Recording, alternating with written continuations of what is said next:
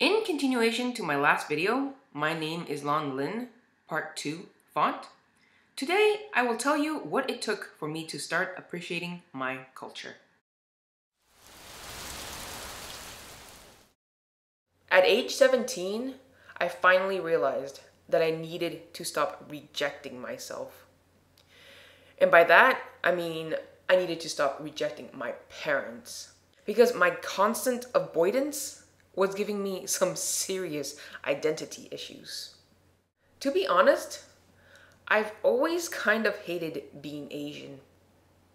It always made me feel miserable. And how I coped by how bad it always made me feel was I numbed. Reflecting back on how I spent my teenage years was by being in a constant comatose state. I was always just in a walking coma. I always chose not to feel. And at age 17, all that negativity gave me a head tumor. I needed to stop hating my life. Side note, if you want to know more about my head tumor, you can go to my live journal. Link is in the info box. And now at age 27, that's what I spent the last 10 years of my life doing. Choosing to heal. I had to stop hating the fact that I'm Asian. And my name/Chinese language history videos is an example of that.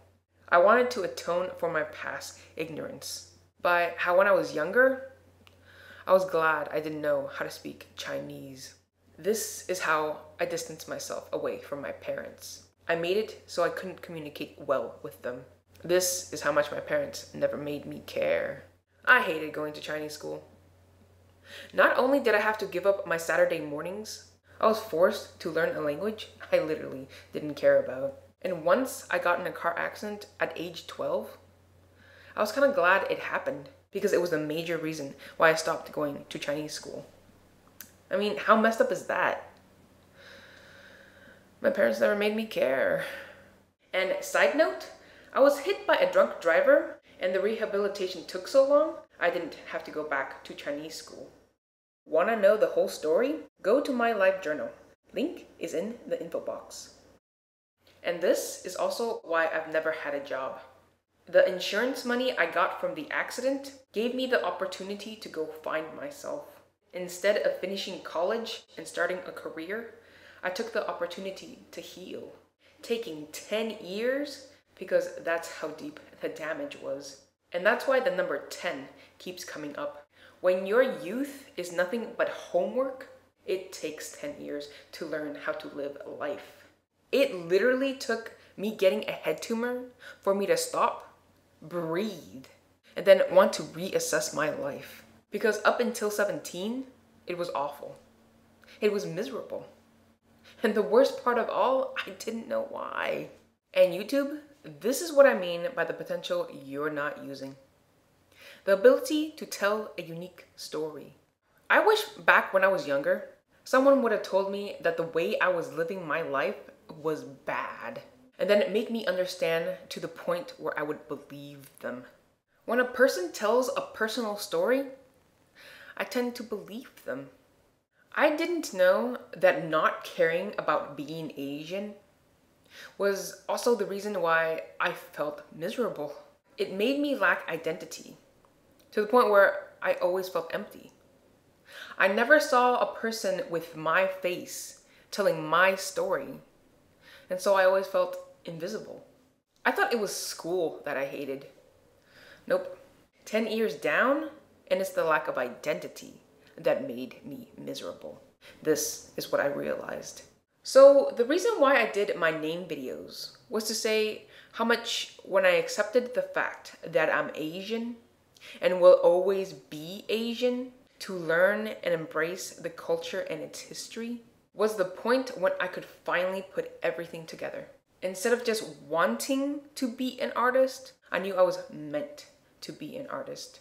Before, I could never believe that. And it's ironic that only when I acknowledged that I am Asian, could I finally say I am an artist and then wholeheartedly believe that. Huh? You're confused. So let me explain. As far as I can remember, I've always loved art. And that's what I've always wanted to be. But being Asian, I never thought that could be my life. My parents always told me that art is a hobby, not a career. So I repressed that side of myself. And only in the most mundane of moments did it come out. And this is why I love font. You remember when you were back in school and you would get textbooks? You would use paper bags as covers to protect them? Well, this is where my ability for art came out. I'll show you what I mean. I would write each subject's name in its own typograph. Each one with its own unique look. And I still have these because I cut them out and kept them because they meant something to me. I have others, but I can't find them, so let me show you some other font I did. I would make my own birthday cards. I don't have the originals, but this is what they look like. I was always making up my own font. I did a Christmas one too. And for the longest time, I thought it was just something that I did, instead of something that was me. So later, when I took the 10-year soul search and found out that my grandpa also liked font, it finally clicked. Let me give you an example. This is a scroll full of my grandpa's name seals and various pictographs.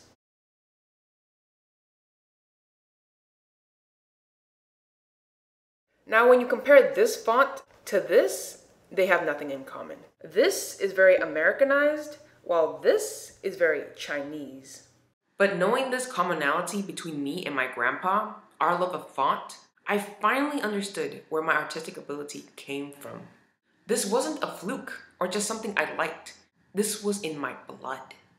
This comes from my grandpa. So getting that bit of information, I finally stopped numbing. And then I committed to being an artist. I just had to choose.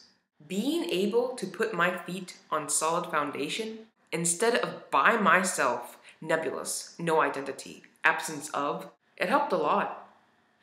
It stopped a lot of the misery, connecting myself to my history. I mean, there's more to the story, but the reason why I did my name videos was I wanted to show you how much more awesome it is to tell your story when you tell it in relation to your own culture and history.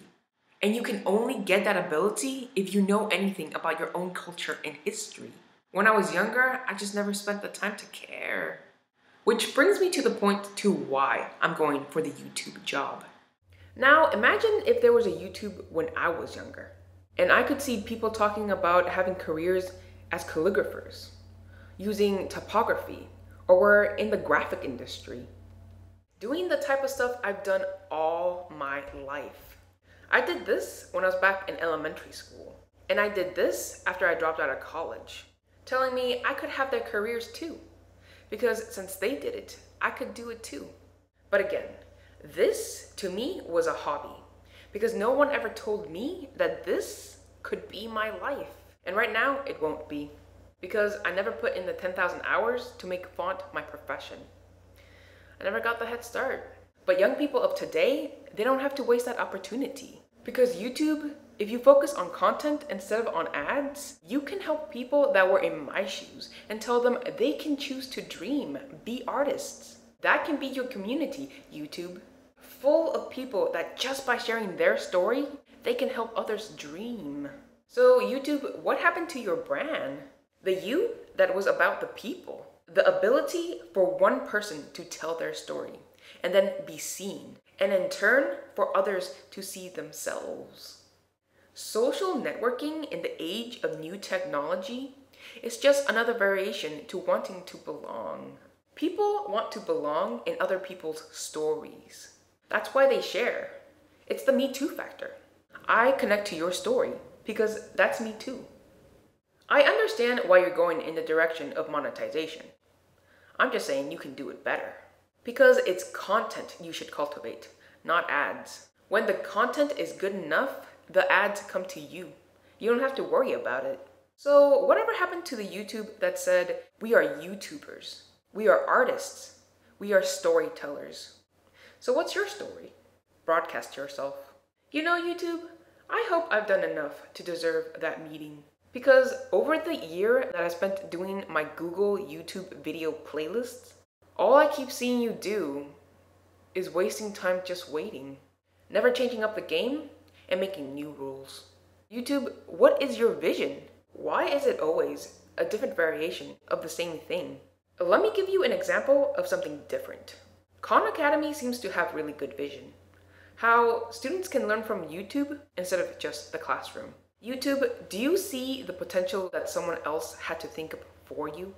But as great as Khan Academy is, they're still thinking too small and using too many old rules. Because YouTube, you're not cultivating nor focusing on potential. That's why your community is never challenged to think better.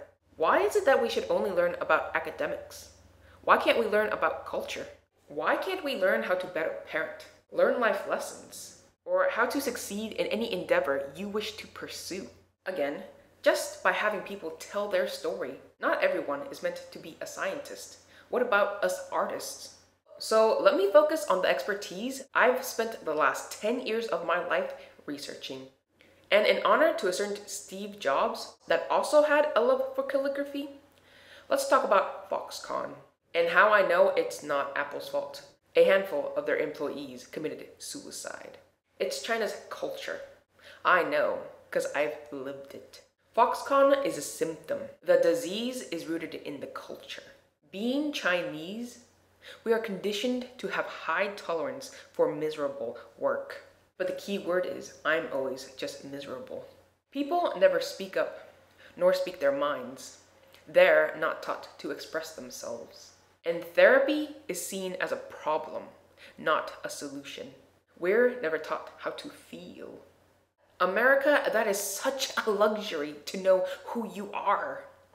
In China, we're not taught how to self-reflect. So nothing changes. And sometimes the result is suicide. And this is one of the major reasons why I wanted and am willing to do my channel.